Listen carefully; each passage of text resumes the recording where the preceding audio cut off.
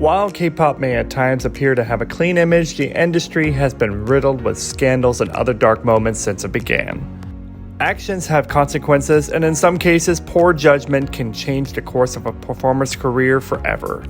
And there are always people waiting to take advantage of those mistakes. No matter the case, this video series is here to go over the history of K-pop scandals that not only shook the country and sometimes the world, but also shed light on topics that are rarely, if ever, discussed. Some artists persevered and came out stronger, while others were struck down by the depth of their scandals. These are the stories, and it's up to you to decide what to make of it. For my part, I think of K-pop artists as humans who are not always nice despite their images, and every person in the industry is entirely human, as are we.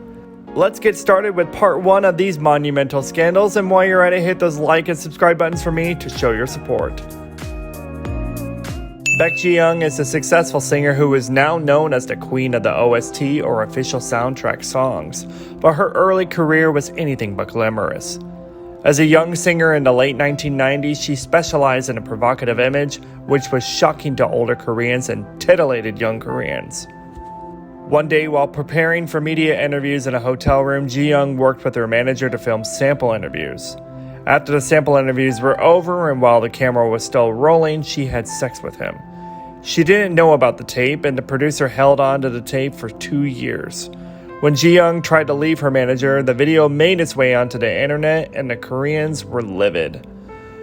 Premarital sex was taboo at the time, and the rumor of it could end a career, but now there was proof. Jaejoong at first denied that it was she, but she later admitted to the tape and apologized. The backlash ended her career for several years, and she had to leave Korea. The manager also fled the country, and Jaejoong lawyered up and sued her manager, and rebranded and re-entered the industry as a ballad singer and was embraced by the public. Jaejoong became a role model for true career comebacks, and she's now married and is still active in the industry. Actor and singer Yoo Seung-Jun moved from Korea to the United States when he was 13 and grew up in California. A few years later, he was picked up by Brothers Entertainment in Korea, and his career took off. While performing in Korea, Seung-Jun was asked if he would perform his mandatory military service, and he said he would. However, in 2002, he qualified for and became a naturalized American citizen and relinquished his Korean citizenship, which then exempted him from military service. The Korean Ministry of Justice considered this act as a desertion and deported him and banned him from returning to the country.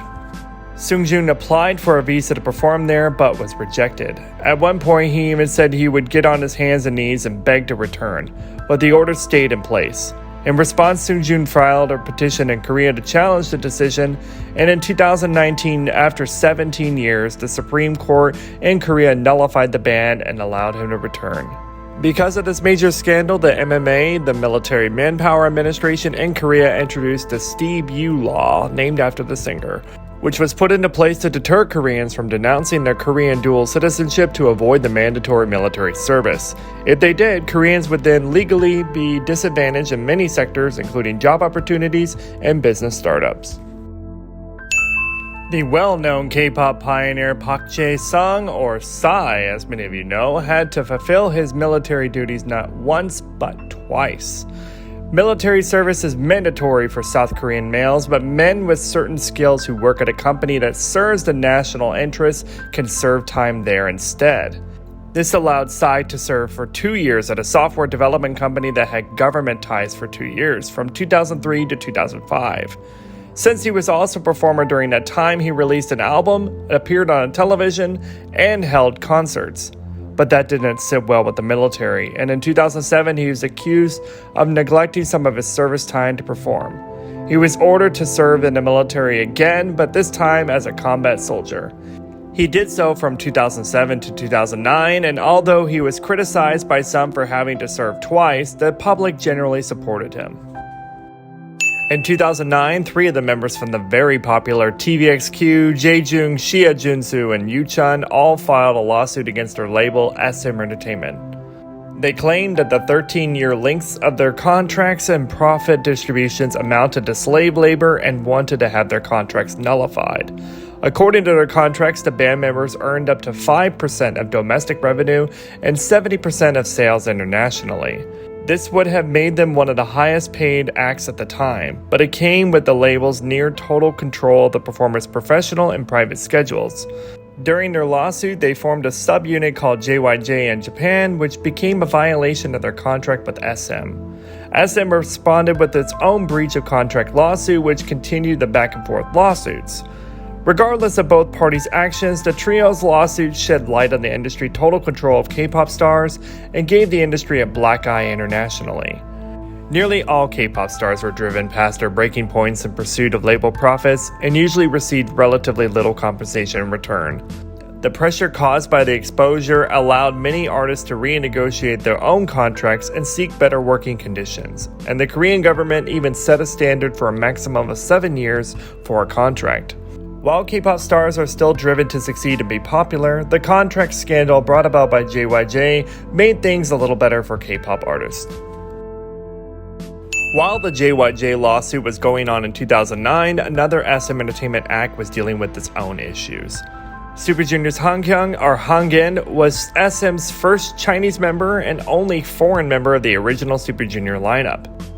Hangkyun filed a lawsuit to terminate his 13-year contract, citing JYJ's excessive exclusivity period in his contract, as well as harsh working conditions. Hangkyun claimed to have never received a day off in 2 years and developed digestive and kidney issues as a result. The next year, he received a favorable ruling in court, but during SM's appeal process in 2011, the two agreed to part ways. Even though the TVXQ and JYJ lawsuit brought light to the treatment of K-pop artists by their labels, the industry continued to have its issues. In 2014, another SM Entertainment artist, EXO subunit's EXO-M leader Kris filed a lawsuit to have his contract with the company nullified. He claimed that the group's work in China and Korea was grueling and that he was disrespected and treated more as a machine part or an object of control than as an artist. He also cited that the negative effect of the practices and SM-led scheduling on his health as a reason of the lawsuit, since it was later revealed that he had a heart condition. The consequences of his continued schedule could have been devastating or even fatal. Since Kris was 16 when he signed with SM, the then 24-year-old cited that as an unequal position from which he was negotiating his career. Around this time, two other Chinese members of EXO, Luhan and Tao, filed their own lawsuits alleging similar conditions and wanted to have their contracts nullified. It should be noted that Tao at this point had sustained numerous work injuries from 2013 to 2015, and at one point spent a lot of his time in a wheelchair. SM responded with breach of contract lawsuits, but Luhan and Kris later agreed to renegotiate the contract so they could return to China. Unfortunately, Tao lost his lawsuit in Korea, citing his contract was still valid. Meanwhile, in China, SM's lawsuit against Tao was dismissed with the case ruling that Tao was legally able to use his name and image for his solo activities in the country. And side note, if you're wondering if I plan to discuss Kris's current 2021 scandal, just know that I plan to tackle that one in a later part of this series as the case continues to unfold. On July 1st, 2019, Studio Blue, the label which partly managed IOI's activities during their initial run, confirmed that IOI would reunite and return of October of that year for a special comeback. Fans were delighted to see the group's return after the disbandment back in January of 2017. However, just a few weeks later, a scandal surrounding the legitimacy of voting in the Produce 101 television show cast a dark cloud over all the formed groups from the series past and present, which included IOI, 101, IZ*ONE, and X1. The judges had rigged the votes of most of the seasons, if not all, that the viewers had paid to cast, allowing certain members from companies that had bribed them to make it into the coveted final lineup or to be pulled from the lineup. This had affected a dozen contestants, which damaged their futures in the industry. Arrests and charges hit Mnet staff and talent, as well as entertainment industry executives who were involved in the briberies. By October 2019, the IOI reunion was deemed canceled as a result of the ongoing scandal and scheduling conflicts between the IOI members. In August of 2021, Mnet compensated 11 of the 12 Produce 101 contestants based on how much they would have made in their careers if their votes had properly been counted. The final contestant is still negotiating as of late August 2021. 8 of the producing directors involved in the show were found guilty in 2020. and each received fines running from 5 million won to 37 million, which is around over 31,000 US dollars.